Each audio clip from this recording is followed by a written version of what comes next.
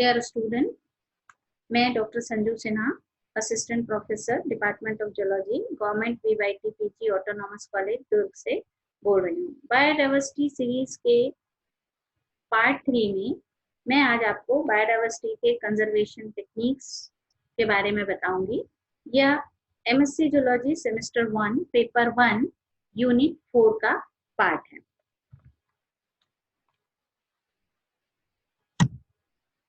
संपदाओं एवं जीवों के प्रकार, आवास, इकोसिस्टम एवं धरती के जेनेटिक डाइवर्सिटी की सुरक्षा एवं संरक्षण की आदत हमारे स्वास्थ्य, संपत्ति, भोजन, ईंधन तथा अन्य सेवाओं के लिए अति महत्वपूर्ण होती है, जिन पर हम निर्भर हैं।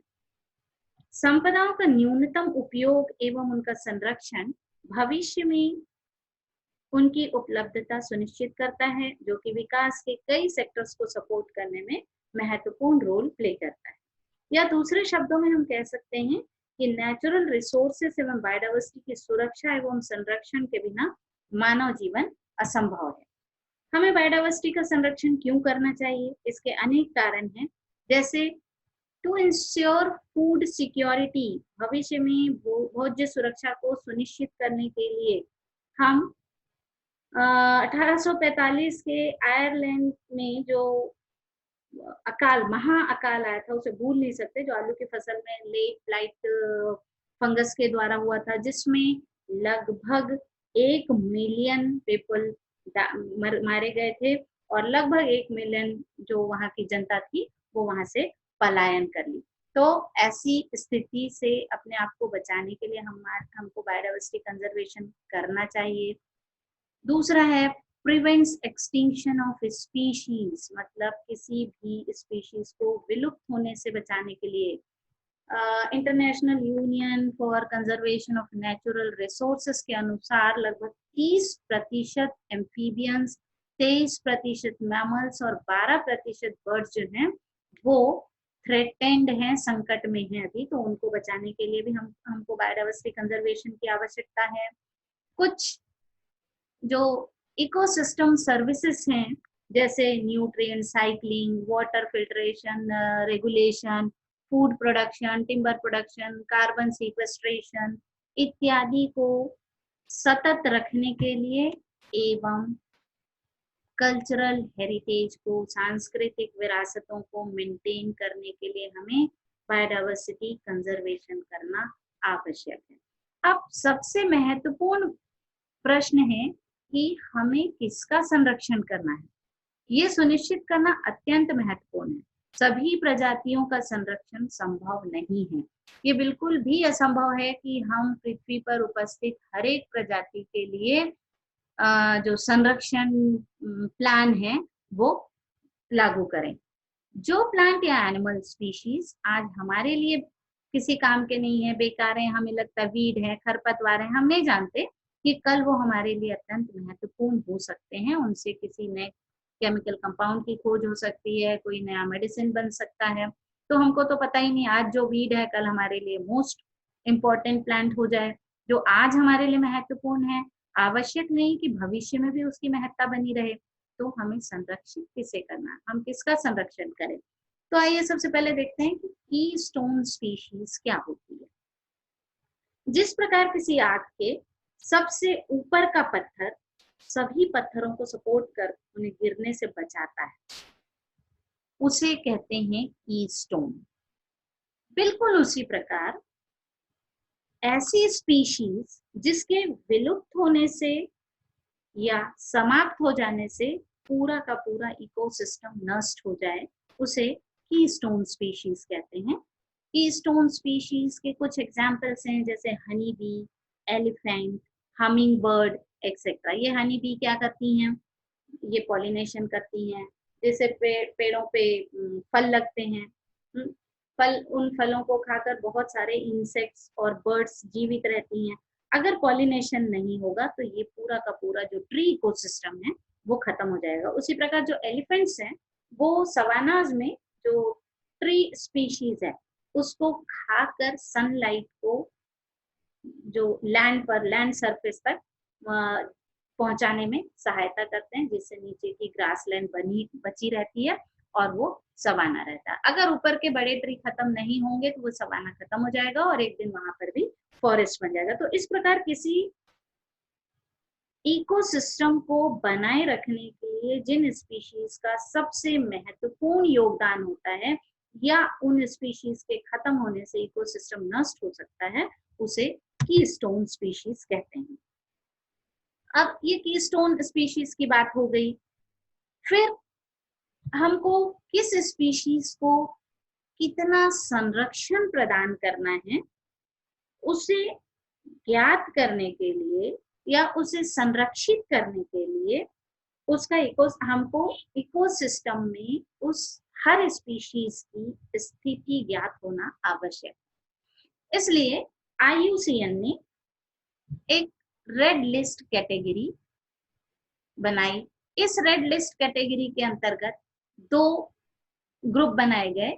पहला ग्रुप था जिसमें हम अगर किसी स्पीशीज के परिप्रेक्ष्य में देखें तो वो स्पीशीज इवैल्यूएटेड है या नहीं है, अथवा उसके बारे में हमको जानकारी है या नहीं है। अगर नहीं है, इसका मतलब हम अभी उसके लिए चिंता करने की कोई बात नहीं है, वो हमें उसके बारे में कुछ पता ही नहीं है, तो आइदर हम उसके लिए पूरा डिटेल स्टडी करें या उसे छोड़ दें। अगर इवैल्यूएटेड है तो उसकी पोजीशन क्या है, उसके बारे में हमारे पास सफिशिएंट डेटा है, पर्याप्त मात्रा में उसके बारे में हमें जानकारी है, या डेटा डेफिशिएंट है। अगर डेफिशिएंट है और हम और जानना चाहते हैं तो हम जान सकते हैं। अगर डेटा एडिक्वेट डेटा हमारे पास है, पर्याप्त मात्रा में डेटा है, तो वो किस स्थिति में है, क्या वो एक्सटिंक्ट हो चुका है। अगर वो विलुप्त हो चुका है तो हम उसके बारे में कुछ ज्यादा नहीं कर सकते। अगर वो एक्सटिंक्ट इन द वाइल्ड, अगर वो सिर्फ अपने नेचुरल हैबिटेट में से विलुप्त हो चुका है, लेकिन कहीं कल्टीवेशन में अगर कोई प्लांट है तो किसी गार्डन में, या कोई एनिमल है तो किसी जू में अगर वो बना हुआ है, तो हम उसको अत्यधिक सर्विसेज देकर या बहुत एफर्ट करके हम उस स्पीशीज को वापस से संरक्षित कर सकते हैं। उसके बाद आता है थ्रेटेंड, क्या वो संकटापन्न है। अगर वो स्पीशीज संकट में है तो उसका संकट किस स्तर पर है, वो क्रिटिकली एंडेंजर्ड है, बहुत अधिक महासंकट में है, या इंडेंजर्ड है, थोड़े कम संकट में है, या अभी उसका संकट और न्यूनतम, संकट में तो है लेकिन संकट की जो स्थिति है वो भी बहुत कम है। तो इन स्थिति के आधार पर किसी स्पीशीज को कितना संरक्षण प्रदान किया जाए, इसको हम सुनिश्चित करते हैं। थ्रेटेंड, मान लीजिए थ्रेटेंड नहीं है, अगर वो लोअर रिस्क में है, उस पर्टिकुलर स्पीशीज को विलुप्त होने में रिस्क कम है, तो फिर वो कहाँ पर है, उसकी पोजीशन, वो क्या नियर थ्रेटेंड, मतलब वो संकट में, निकट भविष्य में वो संकट में आने वाली है, तो उसे कंजर्वेशन की आवश्यकता है। अथवा लीस्ट कंसर्न, मतलब हमको उसके बारे में चिंता करने की जरूरत ही नहीं है, तो हमें ऐसी स्पीशीज को संरक्षित करने की आवश्यकता अभी नहीं है। तो इस प्रकार IUCN की रेड लिस्ट कैटेगरी के अनुसार हम स्पीशीज को पहचान कर और उसके आधार पर उसे संरक्षण प्रदान कर सकते हैं। नाउ बायोडाइवर्सिटी कंजर्वेशन जो है वो 2 प्रकार से किया जाता है, इन सीटू कंजर्वेशन और एक्स सीटू कंजर्वेशन। जो इन सीटू कंजर्वेशन है, इसके अंतर्गत प्लांट्स और एनिमल्स को उनके प्राकृतिक आवास में ही संरक्षित किया जाता है। उन्हें जहां पर उनका नेचुरल हैबिटेट है वहीं पर उन्हें संरक्षित किया जाता है, वहां से उन्हें बाहर नहीं निकाला जाता। इसके 2 कारण होते हैं कि पहला, कई स्पीशीज होती हैं जो अपने नेचुरल आवास से या प्राकृतिक आवास से बाहर जाने पर सरवाइव नहीं करती, या कई उनको बाहर ले जाना संभव नहीं होता, या कई स्पीशीज हैं जिनको हम बाहर आर्टिफिशियल कंडीशन में रखें तो उनका सर्वाइवल मुश्किल होता है। तो ऐसी ऐसी स्थिति में हम प्लांट्स और जो एनिमल्स हैं उनको उनके प्राकृतिक आवास में संरक्षित करते हैं। ये जो प्राकृतिक आवास है अब कैसे होने चाहिए, इसके लिए एक प्रोटेक्टेड एरिया नेटवर्क प्रोग्राम होता है। इस प्रोटेक्टेड एरिया नेटवर्क के अंतर्गत national park, sanctuaries, biosphere reserve, reserve forest और प्रोटेक्टेड फॉरेस्ट आते हैं। तो हम देखते हैं कि ये किस प्रकार होते हैं। पहला है नेशनल पार्क। नेशनल पार्क जो होता है, ऐसे संरक्षित क्षेत्र होते हैं जो स्ट्रिक्टली वाइल्ड लाइफ के संरक्षण या उनकी सुरक्षा के लिए होते हैं। ये जो नेशनल पार्क्स होते हैं वो टूरिस्ट या सैलानियों के भ्रमण के लिए की परमिशन होती है इन नेशनल पार्क्स में, लेकिन कोई भी अपनी मर्जी से नहीं घुस सकता इसके अंदर। इसके लिए हमें वहां के अथॉरिटीज से परमिशन लेना होता है। जो नेशनल पार्क्स हैं उसमें अंदर जाने के लिए परमिशन के साथ साथ कई नेशनल पार्क्स में जो सरकारी तंत्र हैं केवल उन्हीं की द्वारा जो कन्वेंस है वो या साधन जो है जिन साधन से गाड़ी है या हाथी है, तो इस प्रकार के साधन भी हमको सरकारी तंत्र के द्वारा प्रदान किए जाते हैं और हम स्वच्छंद रूप से वहां विचरण नहीं कर सकते, लेकिन ह्यूमन की जो एंट्री है वो परमिटेड रहती है। ऐसे क्षेत्र में किसी भी प्रकार की खेती या ग्रेजिंग, चराई या दूसरी एक्टिविटीज पूरी तरह से प्रतिबंधित होती है। इन नेशनल पार्क की जो सीमा होती है वो भली भांति बिल्कुल चिन्हित होती है और घिरी हुई होती है। तो वर्तमान में भारत में 104 नेशनल पार्क हैं, जो हमारे इंडिया के जियोग्राफिकल एरिया का 1.23% है। कुछ इम्पोर्टेंट नेशनल पार्क जैसे गिर national park, Indravati national park Chhattisgarh का, कान्हा नेशनल पार्क मध्य प्रदेश का, या कांगेर वैली, कांगेर घाटी नेशनल पार्क छत्तीसगढ़ का आदि कुछ हमारे क्षेत्र के प्रमुख नेशनल पार्क हैं। दूसरा है wild life sanctuaries. Wild life sanctuaries में भी नेशनल पार्क की तरह ही जो टूरिस्ट या सैलानियों के भ्रमण की परमिशन होती है, आज्ञा होती है, और ये जो क्षेत्र हैं वाइल्ड एनिमल्स के लिए संरक्षित होते हैं। इन क्षेत्रों में कुछ कुछ वाइल्ड लाइफ सेंचुरीज में कुछ कुछ एक्टिविटीज जैसे लकड़ियों का संग्रहण, लघु वनोपजों का संग्रहण आदि की आज्ञा होती है। वाइल्ड लाइफ सेंचुरीज की जो सीमा होती है वो स्पष्ट रूप से चिन्हित कभी नहीं होती और इंडिया में इस समय 551 वाइल्ड लाइफ सेंचुरीज हैं, जो कुल लैंड का इंडिया के ज्योग्राफिकल पोर्शन का 3.64% है। और जो वाइल्ड लाइफ सेंचुरीज और नेशनल पार्क्स हैं, इन दोनों के लिए जो नॉर्म्स हैं वो सेंट्रल गवर्नमेंट के द्वारा फिक्स किए जाते हैं और स्टेट गवर्नमेंट इन्हें लागू करती है या डिक्लेयर करती है और उनका पालन करती है। कुछ हमारे यहाँ के प्रमुख वाइल्ड लाइफ सेंचुरीज जैसे Tamor Pingla wildlife sanctuary Chhattisgarh का, Indira Gandhi wildlife sanctuary Tamil Nadu, Periyar wildlife sanctuary जो है केरला आदि, इस प्रकार बहुत सारे बड़े बड़े वाइल्ड लाइफ सेंचुरीज जो है हमारे देश में है। ये जो बायोस्फीयर रिजर्व ये विशेष प्रकार के संरक्षित क्षेत्र होते हैं। जो वाइल्ड लाइफ सेंचुरी और नेशनल पार्क हैं, ये एनिमल स्पेसिफिक प्रोटेक्टेड एरिया होते हैं। बहुत सारे जैसे गिर नेशनल पार्क हैं, ये टाइगर के लिए संरक्षित हैं।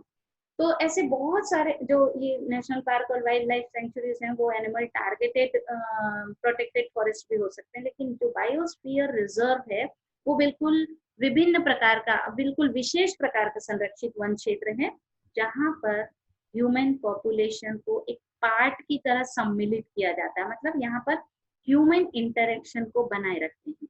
ये जो प्रोटेक्टेड एरिया होते हैं ये बहुत बड़े 5000 स्क्वायर किलोमीटर से बड़े होना चाहिए, उसी को ही बायोस्फीयर रिजर्व डिक्लेयर किया जा सकता है। बायोस्फीयर रिजर्व जो होता है वो 3 पार्ट में डिक्लेयर रहता है। जो सबसे भीतर का या सेंट्रल पार्ट होता है उसे कोर जोन कहते हैं, और वो जंगल के सबसे अंदर का भाग होता है। यहाँ किसी भी प्रकार की एक्टिविटीज, ह्यूमन एक्टिविटीज कंप्लीटली प्रतिबंधित, मतलब बैंड होती है, पूर्णतः प्रतिबंधित होती है। वहां पर मनुष्य का आ, आवा, आवागमन या आवाजाही पूरी तरह से प्रतिबंधित होते हैं। इसके बाहर बफर जोन होता है। बफर जोन में केवल रिसर्च और एजुकेशन से संबंधित एक्टिविटीज के लिए परमिशन होती है। और सबसे जो बाहर का एरिया होता है, जो इसकी पेरीफेरी का एरिया होता है, इसे ट्रांजिशन जोन कहते हैं। इस ट्रांजिशन जोन में कुछ ह्यूमन सेटलमेंट होते हैं। यहाँ एग्रीकल्चर की परमिशन होती है, फिशरीज होता है, रिक्रिएशन गार्डन वार्डन बनाए जा सकते हैं और रिक्रिएशन किया जा सकता है। ये कुछ बायोस्फीयर रिजर्व हैं इंडिया के, जैसे नंदा देवी बायोस्फीयर रिजर्व, काजीरंगा, मानस, डिब्रू सेलोवा, ये कुछ बायोस्फीयर रिजर्व जो अभी हमारे इंडिया में हैं। और ये कुछ नए बायोस्फीयर रिजर्व प्रपोज हैं जो आने वाले समय में बायोस्फीयर रिजर्व डिक्लेयर किए जा सकते हैं। इसमें से एक हमारे छत्तीसगढ़ में है अबूझमार, और एक अचानक मार अमरकंटक, ये मध्य प्रदेश और छत्तीसगढ़ दोनों की सीमा में आता है। ये बायोस्फीयर रिजर्व अभी वर्तमान में डिक्लेयर हो चुका है, और बाकी अभी क्यू में है, जो बाद में नए बायोस्फीयर रिजर्व बनाए जा सकते हैं। उसके बाद अगली कैटेगरी आती है reserve forest and protected forest. Reserve forest में जो ये इन तीनों कैटेगरी, जो नेशनल पार्क हैं या वाइल्ड लाइफ सेंचुरीज हैं या बायोस्फीयर रिजर्व हैं, इनसे कुछ थोड़े अलग होते हैं। जो रिजर्व फॉरेस्ट होता है उसमें जनरली ग्रेजिंग, शिकार आदि सब प्रतिबंधित होते हैं, लेकिन विशेष परिस्थितियों में इसकी अनुमति दी जा सकती है। जबकि जो प्रोटेक्टेड फॉरेस्ट होते हैं उसमें सभी एक्टिविटीज जैसे चराई, शिकार आदि की आज्ञा वहां के आसपास रहने वाले समुदायों के लिए होती है। जो ऐसे समुदाय जो पूर्ण या अपूर्ण रूप से इन्हीं वन संसाधनों पर आश्रित होते हैं, उन्हें इनकी परमिशन रहती है। किंतु कुछ विशेष परिस्थितियों में इन एक्टिविटीज को प्रतिबंधित किया जा सकता है। Now next is animal species targeted project. इस प्रकार के प्रोजेक्ट जो हैं वो रेयर, थ्रेटेंड या कुछ महत्वपूर्ण चिन्हित एनिमल के आवास को उन्नत करने, उनके लिए सुरक्षित स्थान बनाने तथा उनके आपातकाल में हस्तक्षेप करने हेतु किया जाता है। तो ये जो इस टाइप के प्रोजेक्ट होते हैं, जैसे project Hangul, project tiger, project elephant, project wild buffalo, project hill myna, ये हिलमैना और प्रोजेक्ट वाइल्ड बफेलो, ये इसकी आवश्यकता है, इसे अभी प्रपोज किया गया है, क्योंकि ये दोनों हमारे छत्तीसगढ़ के स्टेट बर्ड और स्टेट एनिमल है। प्रोजेक्ट एलिफेंट है, क्रोकोडाइल ब्रीडिंग प्रोजेक्ट है। तो ये रेयर स्पीशीज या बहुत ही थ्रेटेंड स्पीशीज है, उनके लिए इस प्रकार के स्पेसिफिक प्रोजेक्ट्स चलाए जाते हैं। Now what is the merit of in situ conservation? जो इन सीटू कंजर्वेशन होते हैं वो इनमें लागत कम लगती है, सुविधाजनक होते हैं, इनमें किसी भी प्रकार की इंफ्रास्ट्रक्चर की आवश्यकता नहीं होती, और इस प्रकार के कंजर्वेशन में जो स्पीशीज है, चाहे वो प्लांट स्पीशीज हो या एनिमल स्पीशीज हो, एनवायरमेंटल इम्पैक्ट इन पर मिनिमम होता है। अगर इन स्पीशीज को हम बाहर ले जाकर कहीं कंजर्व करना चाहें तो बाहर दूसरे स्थान के एनवायरमेंट का इन पर बहुत अधिक प्रभाव पड़ता है, तो एनवायरमेंटल इम्पैक्ट जो है इन पर मिनिमम होता है। लेकिन इसके साथ ही साथ इस प्रकार के इन सिटू कंजर्वेशन के कुछ लिमिटेशंस भी हैं, जैसे इसके लिए बहुत बड़े क्षेत्र की आवश्यकता होती है, लैंड एरिया बहुत ज्यादा होना चाहिए। दूसरा, जो स्टाफ की कमी, इतने बड़े क्षेत्र में प्रॉपर मेंटेनेंस को देखने के लिए या बायोडायवर्सिटी को लगातार मॉनिटर करने के लिए बहुत बड़े स्टाफ की जरूरत होती है, जिसकी हमेशा कमी होती है, जिसके कारण इसका प्रॉपर रख रखाव नहीं हो पाता।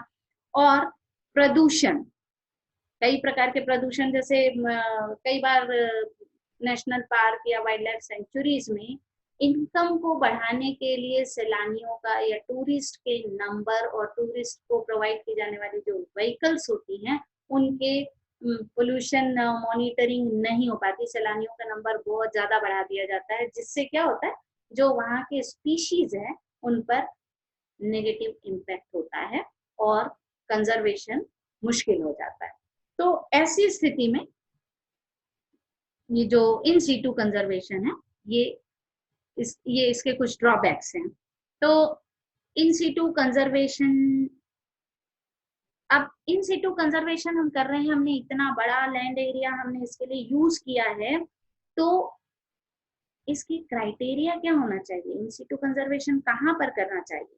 तो हमेशा इन सीटू कंजर्वेशन करने के लिए वाइल्ड लाइफ प्रोटेक्शन एक्ट 1972 के अंतर्गत इन सीटू कंजर्वेशन के लिए उन स्थानों का ही चयन किया जाता है जहां पर बहुत अधिक मात्रा में एंडेमिक स्पीशीज हो, आइदर प्लांट एंड एनिमल, दोनों प्रकार की एंडेमिक स्पीशीज हो, वहाँ बहुत डाइवर्सिटी बहुत रिच हो, बायोडाइवर्सिटी बहुत ज्यादा हो, और क्रिटिकल फॉनल एनालिसिस करके हम उस स्थान को इन सीटू कंजर्वेशन के लिए सिलेक्ट कर सकते हैं। दूसरा प्रकार है ex situ conservation. Ex situ conservation के अंतर्गत प्लांट एवं एनिमल्स को उनके प्राकृतिक आवास से दूर संरक्षित किया जाता है। और एक्स सीटू कंजर्वेशन की ये कुछ डिफरेंट मेथड्स हैं, seed bank, germ plasm, botanical garden, zoological park, ये कुछ टाइप्स हैं जिसमें हम एक्स सीटू कंजर्वेशन प्लांट्स और एनिमल्स का कर सकते हैं। पहला है सीड बैंक। सीड बैंक में जो प्लांट की जेनेटिक डाइवर्सिटी है उसको सीड के रूप में प्रिजर्व करके रखते हैं। इन सीड्स का भविष्य में रिसर्च या नई वैरायटी बनाने में उपयोग किया जाता है। और पूरे विश्व में वर्तमान समय में लगभग 1000 सीड बैंक्स हैं। इन सीड बैंक्स का सबसे बड़ा फायदा होता है कि इसको बहुत ही छोटे स्थान पर, बहुत ही छोटे से स्थान पर हम बहुत बड़ी संख्या में जर्म प्लाज्म या सीड्स को कंजर्व करके रख सकते हैं। दूसरा मेथड है इसका germ plasm conservation. Germ plasm conservation में किसी जीव के जेनेटिक रिसोर्स को कंजर्व किया जाता है। प्लांट के जर्म प्लाज्म के लिए उसका बीज, तना, पत्ती, कैलस, पराग या संपूर्ण पौधे को नर्सरी में रखा जा सकता है। तो किसी भी फॉर्म में अगर हम तना या पत्ती को रखते हैं, कैलस को रखते हैं, तो हम उससे क्या करेंगे, हम उसको टिश्यू कल्चर के रूप में कंजर्व करके रख सकते हैं छोटे छोटे बॉटल्स में, और समय आने पर हम उससे एक पूरा पौधा बना सकते हैं। या नर्सरी में हम छोटे से स्थान पर पौधों को, पूरे पौधे को मेंटेन कर सकते हैं। जबकि एनिमल के जीन या जबकि एनिमल के जर्म प्लाज्म कंजर्वेशन के लिए उसके जीन या शरीर के अंगों को जीन बैंक या क्रायो बैंक में रखते हैं, बहुत ही लो टेम्परेचर लिक्विड नाइट्रोजन में क्रायो बैंक में प्रिजर्व करके रखा जाता है। अगला प्रकार है botanical garden. Botanical garden botanical research की ऐसी संस्थान होती है जहां स्थानीय पौधों का कलेक्शन है। बॉटेनिकल गार्डन में laboratory, museum, library, photographic studio, lecture pavilion और रिक्रिएशनल एक्टिविटी होना आवश्यक है। एक बॉटेनिकल गार्डन को स्टैब्लिश करने के लिए इतने नॉर्म्स होते हैं कि यहाँ पर रिसर्च की सुविधा होनी चाहिए, लाइब्रेरी की सुविधा होनी चाहिए, म्यूजियम होना चाहिए, हर्बेरियम होना चाहिए, फोटोग्राफिक स्टूडियो होना चाहिए, लेक्चर पैविलियन होना चाहिए, और साथ ही साथ रिक्रिएशन के लिए लॉन्स और गार्डन्स भी होने चाहिए। इसके अंतर्गत वनस्पति से जुड़े सभी फंडामेंटल और अप्लाइड एस्पेक्ट्स कवर किए जाते हैं। बॉटनिकल गार्डन की एक और खासियत होती है कि जिस क्षेत्र में बॉटनिकल गार्डन बनाए जाते हैं वहां उस बॉटेनिकल गार्डन में वहां की स्थानीय प्रजातियों का अधिक से अधिक समावेश आवश्यक होता है। देन नाउ अगला है जूलॉजिकल पार्क। ये जूलॉजिकल पार्क ऐसे संस्थान होते हैं जहां वाइल्ड एनिमल्स को पिंजरों में कैद करके रखा जाता है, उन्हें सुरक्षा प्रदान की जाती है, उन्हें पब्लिक के सामने प्रदर्शित किया जाता है तथा ब्रीडिंग के लिए उपयुक्त अवसर और आवास प्रदान किया जाता है। अब एक्स सिटू कंजर्वेशन के जो मेरिट्स होते हैं, ये बहुत ही कम स्थान पर आसानी से मेंटेन किए जा सकते हैं और मतलब इसके रख रखाव, चूंकि एरिया छोटा होता है इसलिए इसका रख रखाव बहुत अधिक मुश्किल नहीं होता है। और ये जो बॉटेनिकल गार्डन और जूलॉजिकल पार्क है वो गवर्नमेंट के लिए एक रेवेन्यू जनरेशन का सोर्स बन जाता है। इसके कुछ ड्रॉबैक्स भी हैं, लिमिटेशंस भी हैं। जैसे अगर हम किसी स्पीशीज को, एनिमल स्पीशीज को उसके प्राकृतिक आवास से जूलॉजिकल पार्क में लाकर रखते हैं तो कई स्पीशीज को तो नए स्थान पर ले जाना ही संभव नहीं होता। अनेक प्रजातियां ऐसी होती हैं जो नए स्थान पर अपने आप को ढाल नहीं पाती हैं और खत्म हो जाती हैं, समाप्त हो जाती हैं। कई प्रजातियां हैं जो जूलॉजिकल पार्क में तो अपने आप को ढाल लेती हैं, लेकिन जब इनको बाद में उनके नेचुरल आवास में छोड़ा जाता है तो वहां पर फिर से सरवाइव नहीं कर पाते हैं। तो इस प्रकार हमने देखा अभी कि हमारे पास कंजर्वेशन की दो विधियां हैं। ये IUCN protected area management category है। तो IUCN ने कुछ प्रोटेक्टेड एरिया मैनेजमेंट कैटेगरी बनाए हैं। Category A strict nature reserve, category 1A 1B wilderness area, category 2 में आते हैं नेशनल पार्क, कैटेगरी 3 में आते हैं नेचुरल मॉन्यूमेंट और फीचर, कैटेगरी 4 में आते हैं हैबिटेट स्पीशीज मैनेजमेंट एरिया। और इस प्रकार जो कैटेगरीज हैं, इन कैटेगरी से संबंधित जितने भी लॉ, नियम और कानून हैं इन कैटेगरीज के साथ एसोसिएटेड होते हैं। और जिस भी प्रोटेक्टेड एरिया के साथ जो कैटेगरी एसोसिएटेड होती है उसको जिस कैटेगरी में रखा जाता है उस कैटेगरी के नियम और कानून को का पालन करने के लिए जो अथॉरिटीज हैं वो बाध्य होते हैं। तो स्टूडेंट्स, हमने इस प्रकार देखा कि हमारी बायोडायवर्सिटी अभी तक हमने देखा कि कितने संकट में है। हम उनके संरक्षण के लिए अथक रूप से प्रयासरत हैं, किंतु ये प्रयास हमने अभी प्रारंभ किया है ऐसा नहीं है। ये प्रयास तो सम्राट अशोक के जमाने से चल रहा है। सम्राट अशोक ने mammals, birds, fish and forest के लिए अपने समय में ही ये संरक्षण का प्रयास प्रारंभ कर दिया था। उसी प्रकार हम देखते हैं ये कुछ प्राचीन हमारे पास वो प्रमाण है कि किस प्रकार पुराने जमाने से ही संरक्षण की दिशा में बहुत सारे एक्टिविटीज हो रही हैं। वैष्णव धर्म को मानने वाले जो लोग होते हैं वो खेजरी प्लांट, बबूल के जैसा एक पेड़ होता है उसको खेजरी कहते हैं, उसको बरगद और पीपल की तरह पवित्र मानते हैं। सन 1604 में इस पौधे की रक्षा में 2 महिलाओं ने अपने प्राण की आहुति दी। उसके बाद सन 1730 में पहली बार चिपको सैक्रिफाइस, जो बाद में सुंदरलाल बहुगुणा ने चिपको आंदोलन चलाया, वो 1730 में चिपको सैक्रिफाइस हुआ था, जिसमें 363 पीपल्स जो हैं कुल्हाड़ी से काट दिए गए इसी खेजरी प्लांट को बचाने के लिए। वहां के जो राजा थे उन्होंने इस खेजरी प्लांट को काट कर लाने कहा, लेकिन अमृता देवी बिश्नोई पहली महिला थी जो उस पेड़ से चिपक गई। उन्होंने कहा इस पेड़ को काटने से पहले मुझे काटना पड़ेगा, तो जो राजा के लोग थे उन्होंने अमृता देवी को काट दिया। उसके बाद उनकी 2 बहनें आई, वो पेड़ से चिपक गई, उन्हें काट दिया। और इसके बाद लोग एक के बाद एक पूरे गांव के लोग चूंकि उसको बहुत पवित्र पेड़ मानते थे तो उस पेड़ को बचाने के लिए उससे चिपकते गए और किंग जो राजा था उसके आदमी उसे काटते गए और इस तरह 363 लोग मारे गए। तब राजा को खबर हुई और उन्होंने इस हत्याकांड को रोका।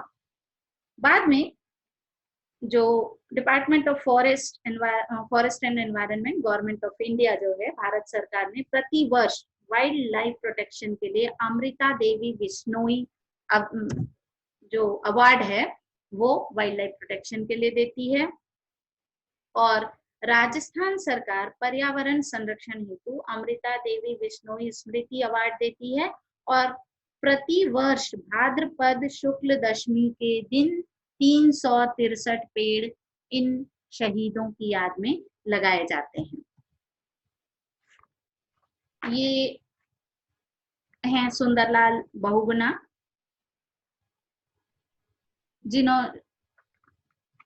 जिन्होंने चिपको आंदोलन को बहुत ज्यादा सपोर्ट किया और इन्हें वर्ष 2009 में पद्म विभूषण से सम्मानित किया गया। अब ये तो थी कुछ नेशनल लेवल की बातें। कंजर्वेशन अप्रोचेस जो इंटरनेशनल ट्रीटीज, कंजर्वेशन के लिए इंटरनेशनल ट्रीटीज जो संधियां साइन की गई, वो बहुत लंबी लिस्ट है इनकी। इनमें से कुछ हैं, जैसे एक मेजर है sites, convention on international trade in endangered species of wild fauna and flora 1973। तो इस ट्रीटी के अंतर्गत इसने जो इंडेंजर्ड ऑर्गेनिजम्स के बॉडी पार्ट्स थे उनके अंतरराष्ट्रीय व्यापार और ट्रांसपोर्ट को पूरी तरह से बैन कर दिया। Then convention on biological diversity जो अर्थ समिट हुआ 1992 में, इसके 2 उद्देश्य थे। पहला बायोडाइवर्सिटी कंजर्वेशन और दूसरा इसके जो एम्स थे बायोडाइवर्सिटी कंजर्वेशन और इसका सस्टेनेबल यूज, और तीसरा ensure fair distribution of its benefits. Generally जो डेवलप्ड कंट्रीज हैं उनके पास रिसोर्सेस नहीं है, उनके पास टेक्नोलॉजी है। जो डेवलपिंग कंट्रीज या अनडेवलप्ड कंट्रीज हैं उनके पास रिसोर्सेस हैं लेकिन टेक्नोलॉजी नहीं है, तो जो इनकम होती है उसका शेयर भी अनफेयर होता है, अनइक्वल डिस्ट्रीब्यूशन होता है। ये कुछ लेजिस्लेशन है जो एनवायरनमेंट और जैव विविधता संरक्षण से संबंधित कुछ विधान, जैसे environmental protection act 1986, fisheries act 1897, forest act 1927, forest conservation act 1980, wild life protection act 1972, wild life protection amended act है 1991 का, और इधर और बहुत सारी जो विधान है वो नीचे हैं। तो इन विधानों का पालन करके हम अपने जो बायोडाइवर्सिटी है उसको कंजर्व कर सकते हैं। इसके अतिरिक्त हम बायोडाइवर्सिटी कंजर्वेशन के लिए हमारे देश में बहुत सारे बैरन लैंड पड़े हुए हैं, उनको भी हम डेवलप करके जो इकोसिस्टम रिस्टोरेशन कहते हैं, एक दूसरा तरीका इकोसिस्टम रिस्टोरेशन, उसके द्वारा भी हम बायोडाइवर्सिटी संरक्षण कर सकते हैं। इस लेक्चर को बनाने के लिए जो मटेरियल लिए गए हैं वो है text book of biodiversity by K V. Krishnamurthy 2003, the sixth extinction and unnatural history by Elizabeth Kolbert 2014, the future of life by E.O. Wilson 2001. Some of the materials and charts are taken from different websites of internet. Thank you.